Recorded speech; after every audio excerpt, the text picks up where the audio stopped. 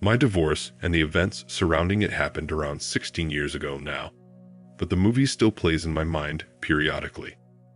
As with most naive men, I, Ben, thought everything was great with the relationship I had with my wife, Claire, and our two beautiful children. We were in our 8th year of marriage at the time, and our kids were 5, Ben Jr., and 4, Cindy, and my wife was approaching her 7th month of pregnancy carrying our daughter. I love our kids and was over the moon with excitement of having another little rugrat to chase around the house. Earlier that year, my wife had abruptly quit her job as a marketing director to fully dedicate herself to being a wife and mother. Up to that point, there were no issues with her work-life balance, and she was a great wife and mom, so the sudden change came as a surprise. More about this later. I am a trained biologist and work in a lab for a life sciences company. I earn good money and love what I do. To me, we had the best marriage and family, and I could not have been happier. Then one day after work, I was opening and discarding several days' worth of mail at the house. There was a letter from a legal firm addressed to my wife. At first, I thought it was just another piece of junk mail that we get a lot of at the house. I was going to put it in a pile to shred, but decided to open it. In the envelope was a letter from an attorney representing the wife of a former co-worker. She had filed for divorce, and according to the letter, she, the plaintiff, named my wife in the divorce, and was also planning to bring a potential alienation of affection lawsuit against my wife. I had never heard the term before, so I had to go online and look it up. I don't have to explain to you how I felt after reading the letter. My whole storybook marriage and life had been shattered into a million pieces. Now the cause of my wife quitting her job so abruptly earlier that year made logical sense.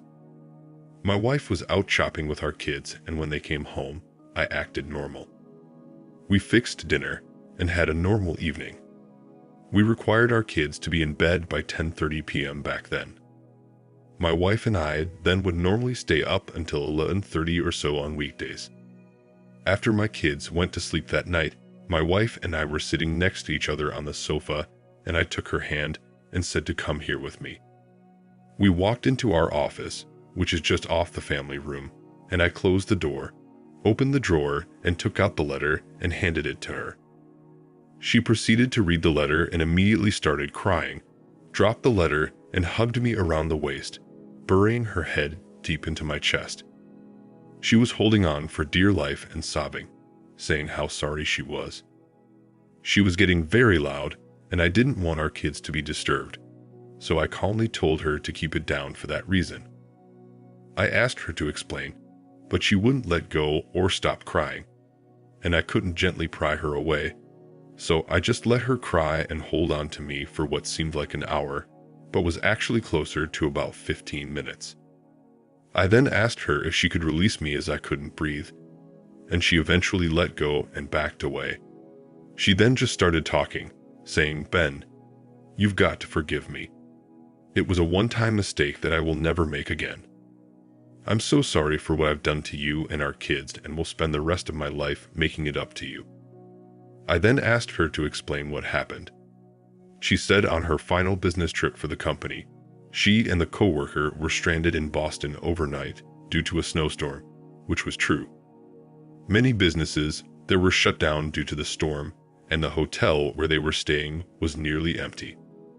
They walked over to a bar that remained open and got dinner and had several drinks and talking about the successful presentation they had just given and about their families. When they got back to the hotel, she invited him over to her room as she wanted to give him a physical copy of the presentation to read through as he didn't have one. She said she entered the room and he stood at the doorway holding open the door. She walked over and gave him the presentation. Then she said, out of the blue, he grabbed her and kissed her. She said she was stunned, but instead of resisting, she kissed him back and they retreated into the room, and you know what comes next. She said after the act, she immediately recognized the terrible thing she had done, and so did he. They swore to each other that it would never happen again, and they would keep it a secret as they both proclaimed their love for their spouses. She said she then took a long bath and used multiple cans of soda water in the minibar as a douche, confirming to me they did not use protection. She said she was so destroyed mentally that she immediately decided to resign from the company and dedicate herself to being the best wife and mother she could be. She said she knows having intimacy with another man and not disclosing this to me are both unforgivable acts, but begged me to just give her a chance, saying before and after this one-time indiscretion, "Our marriage has been fantastic." I then quickly realized the child she was carrying may not be mine. I told her I was not going to do anything rash immediately, but explained this is not something I can forgive or ever forget. I then told her I want a paternity test done on the unborn child. This sent her over the edge, and she fell to her knees sobbing, saying she was sure the baby she was carrying was definitely mine, as she only had one encounter with her coworker, had Dutched multiple times, and had been with me nearly every night as we were trying for a third child. The final statement is true. I told her the test must occur as I would not take responsibility for the child until I was 100% sure it was mine. She eventually agreed and said she would do anything I asked her to do to stay married. I then told her we would keep this matter from our young children, but would need to tell our parents tomorrow so they know what's going on. She begged me not to make her do this, but I insisted, and she again said she would do whatever it takes to keep me. The next day, we met with our parents, shuttling our kids between their houses to keep them away from the discussion. All four of them were visibly upset and sad. Throughout the discussion, my wife couldn't speak as she was crying, saying how sorry and remorseful she is for her actions, and she was going to do everything to save our marriage and our family. I said two things during the discussion with our parents that sent my wife over the edge with emotion. First, I said what she had done amounts to relationship treason to me and my kids, and for that reason, I don't know if I can stay married to her. Second, I explained if it turns out the unborn child is not mine, she would be immediately moving in with her parents, and we would immediately divorce. I went on to explain I plan to meet with an attorney regardless of what we eventually decide. On Monday, I made my wife call her OB/GYN with me at her side and asked her to order a prenatal paternity test. The doctor said this wasn't something that she had ever ordered for a patient as the cost is normally not covered by insurance. She explained it can be costly and that they could just do a simple test after birth that would be less expensive and likely covered by insurance. My wife explained to her that both she and I wanted the test, and the doctor placed the order without inquiring further.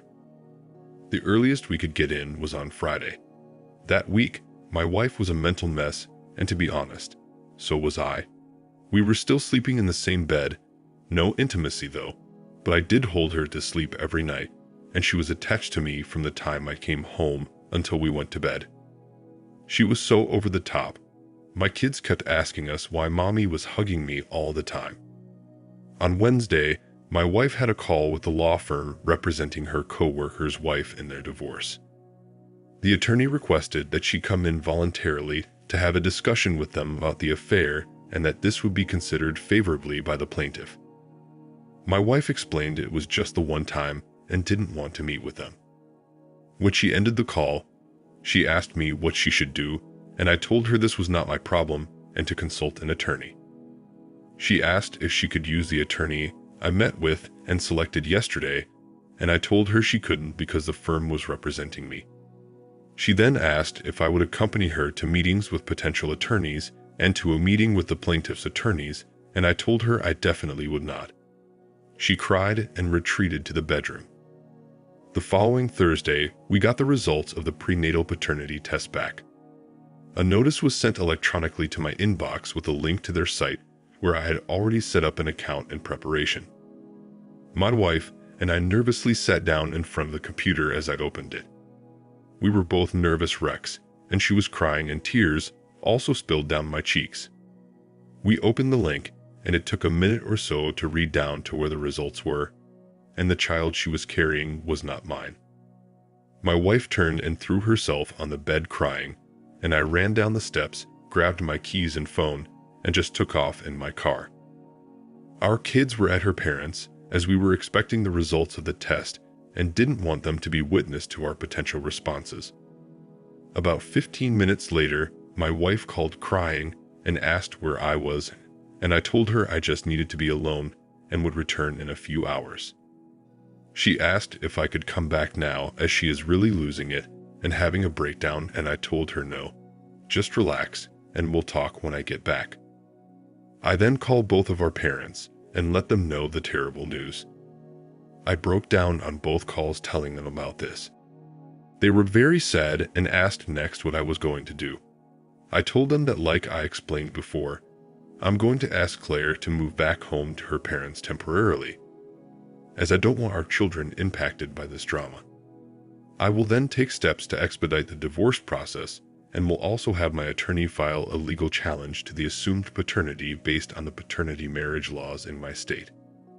My attorney had previously suggested this as a possible action so that I do not get defaulted on the birth certificate.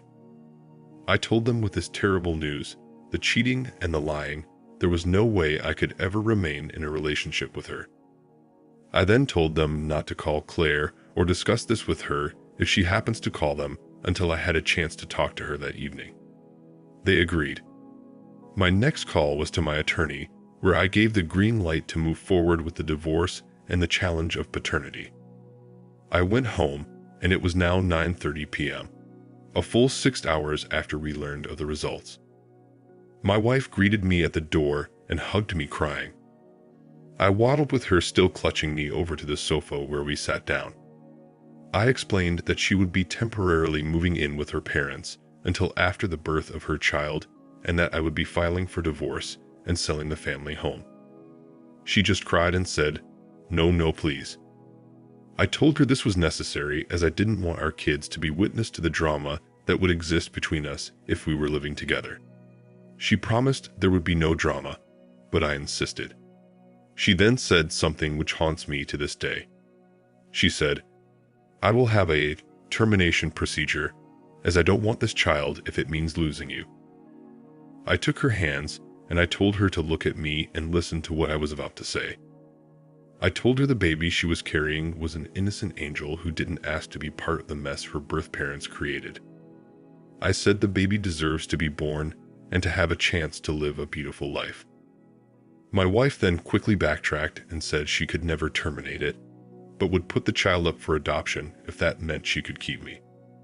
I told her she really needs to discuss this with the baby's father, but told her that while I think adoption is beautiful in the right situation, that this is something she would end up regretting for the rest of her life, and this would not save our marriage.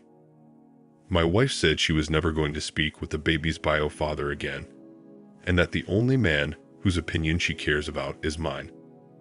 She said she will have the baby, raise it, and not ask that I support or interact with the child unless I want to. While I was very sad and depressed about the whole thing, I was relieved that the innocent child's future was somewhat secured. We spent the rest of the night lying in bed, holding each other with my wife crying. In the morning, I told her it was time, and we both showered, got dressed, got breakfast, and she packed her suitcase while crying. She asked me if there was any way I would consider letting her stay at the house, and I just said no, she must do this for our kids. We had a final discussion where I explained to her that I would not be with her for the birth, nor would I have any role in the child's life from a parental standpoint, but would treat the child warmly when she was older as she would be a sister to my children, and that during the child's infant and toddler years, I would not be interacting with her as I thought this would be best emotionally for all of us. I dropped her off at her parents' and picked up my kids. I explained to them that mommy will be staying with grandma and grandpa until she has the baby as she needs rest, but they will visit her often. They were fine with this. They kissed their mom and grandparents, and we went home. My wife called and messaged me daily, but I would only respond to messages pertaining to our kids. She fell into a deep, dark depression, and her parents were worried that she was going to lose the baby as she wasn't eating or getting the appropriate rest. They asked for my help. I decided to take her out for a walk in a park we both love and talk to her.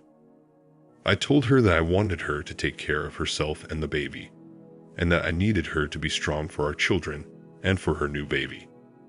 She said she just can't do anything except think of me and how she ruined everything, and that she just wants to crawl into a dark closet and never come out. I told her that while she has destroyed our relationship and our marriage, that she still is a great person whose kids need her to be strong and happy. I told her she should focus all of her energy on her health and the health of her new baby and be the best mother she can be. We hugged it out for more than an hour, and she promised she would do this for me. The following day, she had a meeting with the attorneys who were representing her lover's wife. She met with them and had her mother and an attorney with her. She texted me and said that while the meeting was very difficult, she was glad it happened. She went on to say the plaintiff agreed to drop the alienation suit in exchange for a sworn affidavit of her admitting to the details of the affair and her pregnancy, which they didn't know about until the meeting. Needless to say, they were pleased learning this. My wife gave birth to a healthy baby girl and named her Sophie, not her real name, but similar sounding name. Flash forward 5 months, and our divorce was finalized. My wife didn't want anything, no alimony, no assets, nothing. She thought giving up everything would further demonstrate to me how much she loved me and that she may get me back. I insisted that we split our assets 50-50 and that she get alimony per the norm, but requested she give me primary custody, 60% plus, of our kids. She agreed, with the stipulation that I would not move more than 35 miles from our current city. I was fine with this as I have no plans to live anywhere else. The adjustment for our kids was quite easy. However, they didn't understand why I wasn't Sophie's father and why I never see or hold her. They both said I would just love her as she is so little and cute. I have to be honest, hearing this broke my heart. I had to explain to them that Sophie has another daddy who lives far away. By the way, my wife's lover's divorce was finalized a month after ours. He has since moved to Dallas for a job, and his wife and 9-year-old daughter moved back to Seattle where she is from.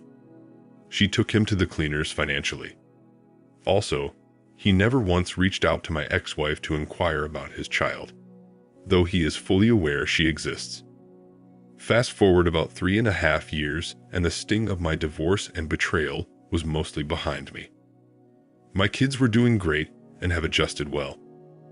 My ex-wife, on the other hand, has struggled terribly. Initially, she was not bonding with Sophie, and her parents had to step in and help raise the child during the first year of her life. During this time, she also started withdrawing from our kids and fell back into the dark depths of her mind as a result of the destruction of our marriage. Going to therapy 3 times a week for 2 years and taking several medications helped her rebound. And after 2 years, she was back to near normal and was back to being a great mom to her 3 kids. Throughout this time, she and I only communicated through email about our kids, but she would send me emails 2 to 3 times per week, saying how much she loved me, how sorry she was, and that she would do anything to have me back.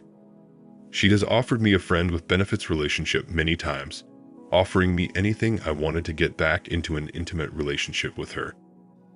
I never responded to any of the messages and never discussed the contents. In one of the few brief face-to-face conversations we had during this period, I did, however, let her know that I did receive all of her messages and have read every one of them. Her mom told me that in her mind, she still feels that she is married to me, and these messages are a way for her to keep that connection, which has helped her get through with her depression. One day in early summer, I planned to pick up my kids on Wednesday and take them to the zoo for a special event they were having. This was on a day when they were with their mom, but we were both flexible with custody time. I went to the house to pick them up, and they ran outside and got into the car and buckled up. I was pulling out of the driveway when my daughter yelled, "Dad, there's Sophie." I looked up and saw this cute little girl with blonde curly hair standing at the edge of the driveway waving to us with one hand and drying her tears with another. My son then said, "She's crying, Dad, because she wants to go with us." I stopped the car and told my kids to wait here and that I will go talk to Sophie. I knelt down and asked her name, and she said it was Sophie. I told her my name was Ben and asked why she was crying. She looked at me, sucking her thumb, and said she wants to go with me to the zoo. I said, "You do?" And she said, "Yes."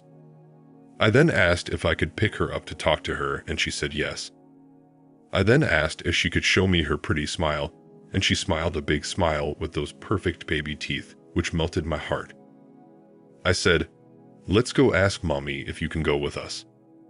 Now keep in mind, up to this point, I had never seen Sophie, other than a couple of pictures of her being held by my kids just after she was born.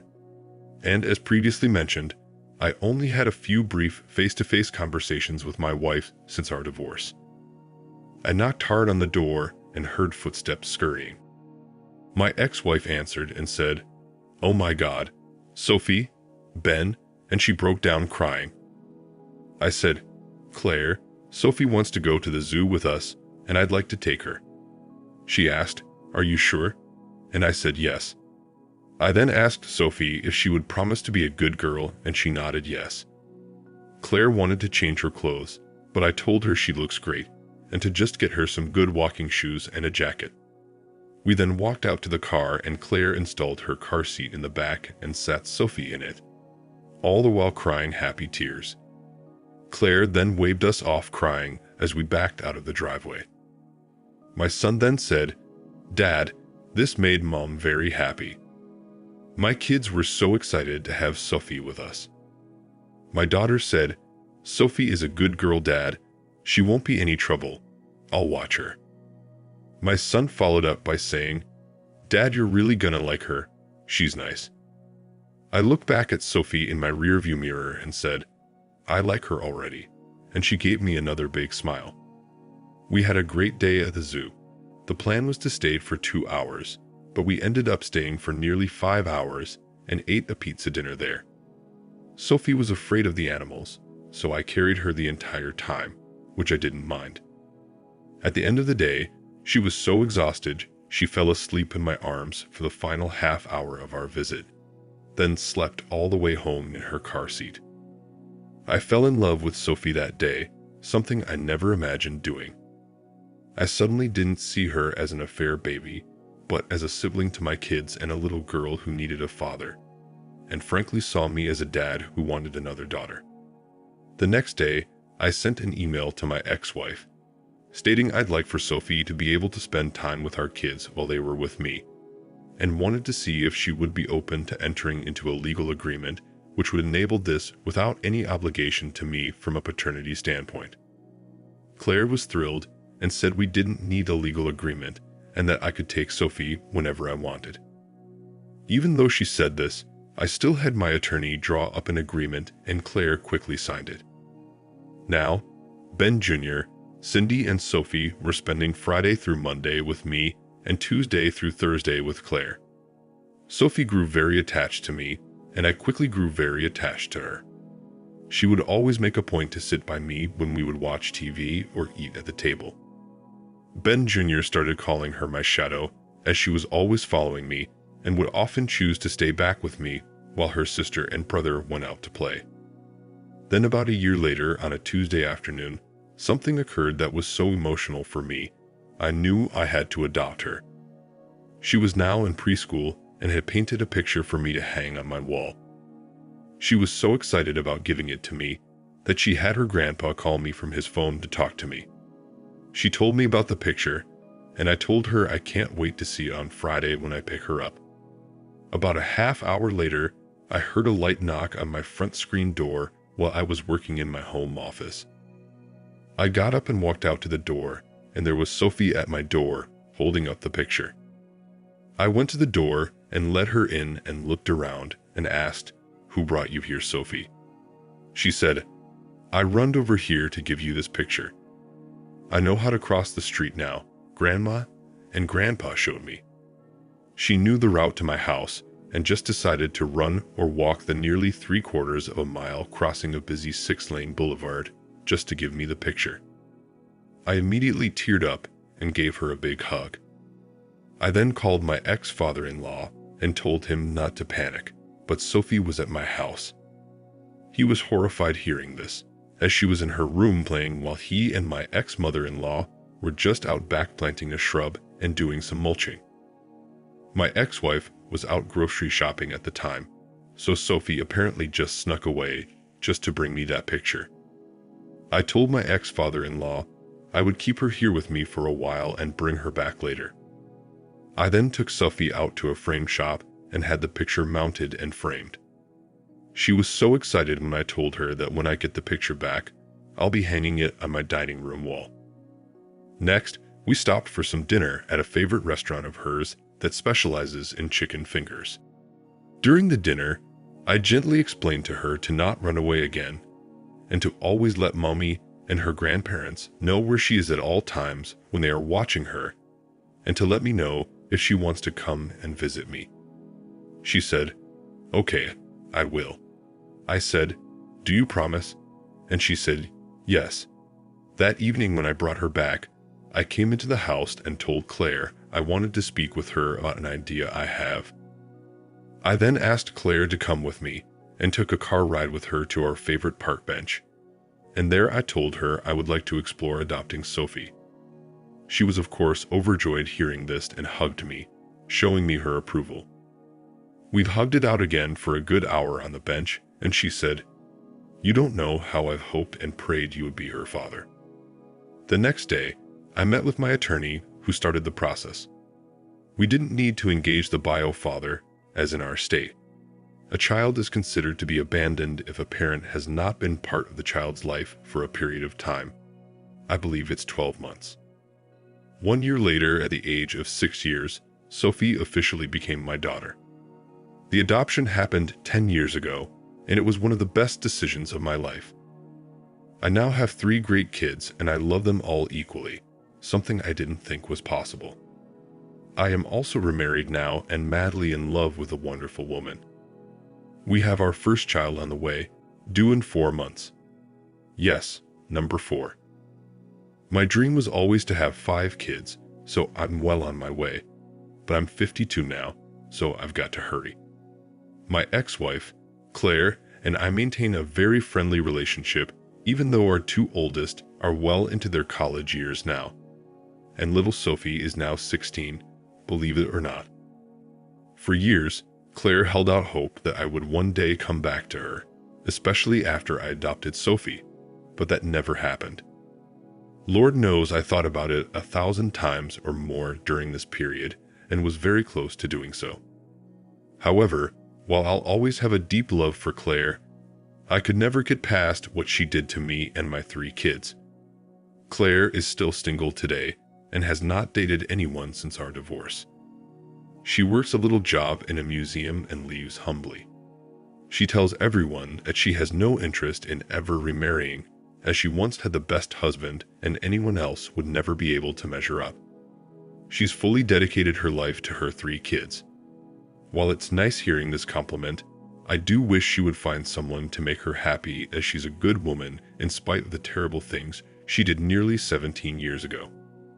Believe it or not, I too hadn't dated anyone until I met my new wife 6 years ago.